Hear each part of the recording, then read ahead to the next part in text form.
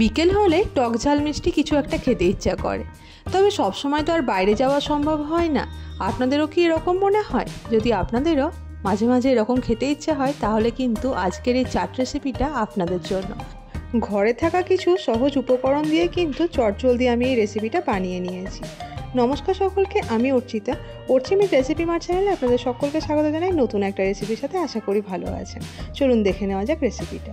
প্রথমে একটা বড় বাটির মধ্যে নিয়ে নিয়েছি সেদ্ধ ছোলা এবং সুইট কর্ন।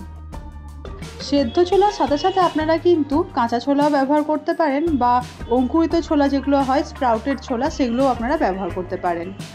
এরপরে দিয়ে দেব শসা কুচি, পেঁয়াজ কুচি আর টমেটো কুচি। টমেটো কুচিটা অপশনাল, চাইলে দিতে পারেন, নাহলে স্কিপ করতে পারেন। দিয়ে দিলাম সেদ্ধ আলু ছোট ছোট করে কুচি করে, আর দিলাম 2 থেকে 3টে কাঁচা লঙ্কা কুচি। আপনারা যে যেরকম ঝাল খাবেন সেরকম লঙ্কা অ্যাড করবেন। দিয়েছি এখানে কিছুটা পরিমাণে চানাচুর এবং বেশ কিছুটা পরিমাণে সেও ভাজা, আর দিয়ে দিলাম বেশ কিছুটা পরিমাণে আলুর চিপসকে এরকম ভেঙে গুঁড়ো করে। চাটের মধ্যে আলুর চিপসকে যদি এরকমভাবে গুঁড়ো করে দেওয়া যায়, বেশ সুন্দর একটা টেস্ট আসে, কিন্তু আপনারা অবশ্যই দেবেন এরকমভাবে। দিয়ে দিলাম স্বাদ অনুসারে লবণ। আমি এখানে বিট লবণ ইউজ করছি। বেশ খানিকটা পরিমাণে, ওই প্রায় ধরুন 1 থেকে 1.5 চা চামচ পরিমাণে চাট মশলা দিলাম। এই চাট মশলাটাই কিন্তু চাটে মেন টেস্টটা আনবে। আর চাট মশলার সঙ্গে সঙ্গে আমি দিয়েছি 1 চা চামচ পরিমাণে আমচুর পাউডার। বেশ একটা টক টক ভাবও আসবে, খেতে খুব সুন্দর লাগে কিন্তু আমচুর পাউডার আর চাট মশলাটা দিলে। 1 চা চামচ পরিমাণে অরিগানো দিয়েছি। এটা অপশনাল, চাইলে দিতে পারেন, নাহলে স্কিপ করতে পারেন।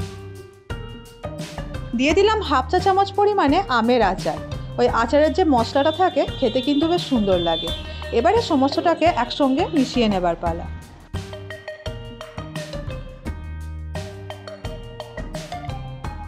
ইস, মাখাতে মাখাতে আমার জিভে জল চলে আসছে। খেতে যে কি সুন্দর হয়েছিল, দারুণ লাগছিল খেতে। আর দেখুন, খুব সুন্দরভাবে কিন্তু মাখানো হয়ে গিয়েছে। একটা ঠোঙায় এই চাটটার দাম পড়বে মোটামুটি 20 টাকা থেকে 25 টাকা।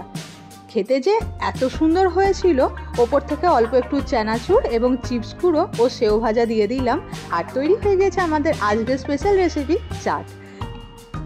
বিকেলবেলায় বা সন্ধ্যেবেলায় হঠাৎ করে নোনতা বা ঝাল ঝাল কিছু খেতে ইচ্ছা হলে বাইরে থেকে চাট না কিনে বাড়িতেই অল্প টাকায় এরকম দারুণ স্বাদের চাট বানিয়ে নিন, ভালো লাগবে খেতে।